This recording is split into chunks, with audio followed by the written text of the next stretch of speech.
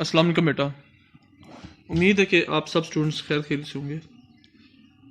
बेटा आज का टॉपिक स्टार्ट करने से पहले एक दो आप लोगों के साथ इंफॉर्मेशन जो है वो शेयर करता चलूँ।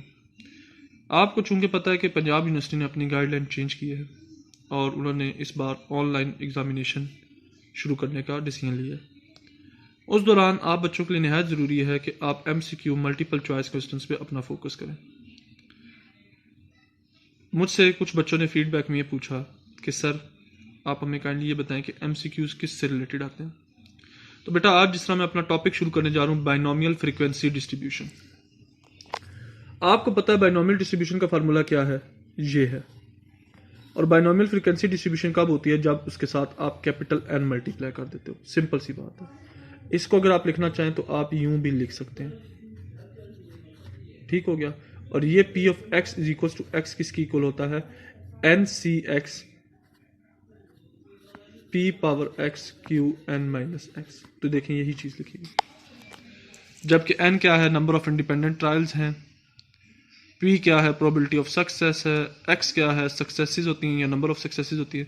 अब देखिए कैपिटल N क्या होता है आपके पास, आप इसको बेसिकली तो पॉपुलेशन साइज पढ़ते थे, लेकिन यहाँ पर आप इसको क्या पढ़ेंगे, ओवरऑल एक्सपेरिमेंट जितने टाइम्स आपके पास कंडक्ट हुआ है।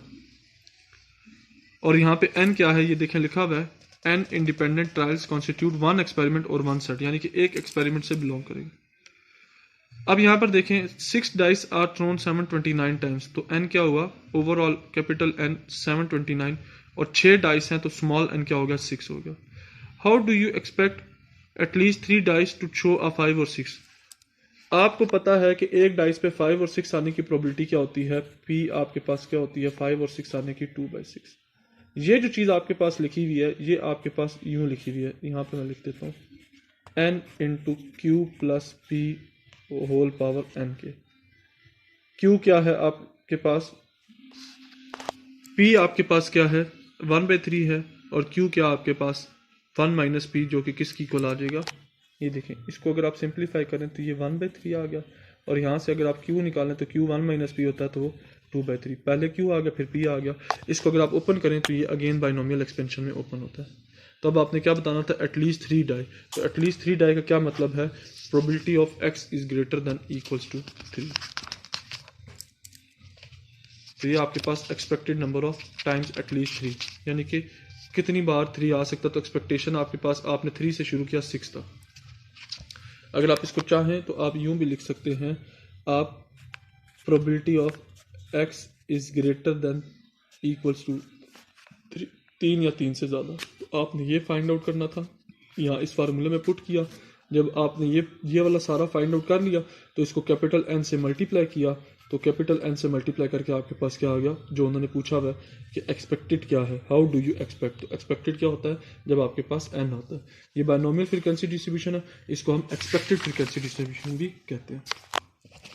इसी तरीके से नेक्स्ट एग्जाम्पल आपके पास, फिर आपके पास properties of the binomial probability distribution. पहला आपके पास मीन जो होता है वो म्यू की इक्वल होता है, ये प्रूफ है मैंने करवाया हुआ, ठीक है। दूसरा आपके पास प्रॉपर्टी क्या है कि बाइनोमियल आपके पास हायर मोमेंट्स, तो ये आपके ये प्रूफ थे, लेकिन इसमें सिर्फ आपने याद करना है कि हायर मोमेंट्स आपके पास म्यू एक्स आर प्राइम के एन पी होता है। दूसरा एन पी आपके पास ई एक्स स्क्वायर किसकी इक्वल होता है, आपके पास n into n minus one plus n p mu 3 E of x cube भी होता है।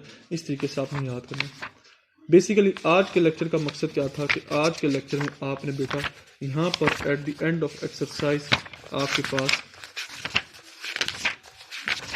यहाँ पर आपको कुछ MCQs दिए गए हैं, चंद एक MCQs हैं, कुछ इतने ज़्यादा नहीं।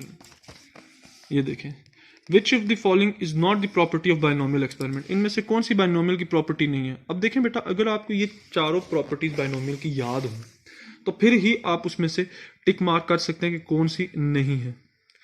The successive trial are all independent, बिल्कुल। The experiment is repeated a fix number of times, ये भी बाइनोमियल की प्रॉपर्टी है, ऊपर वाली भी बाइनोमियल की प्रॉपर्टी थी। अब सी को पढ़ता हूँ।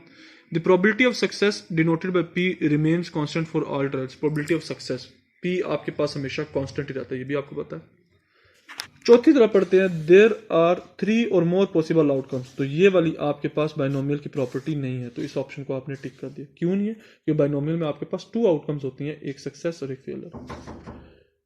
Standard deviation of binomial distribution क्या होता है?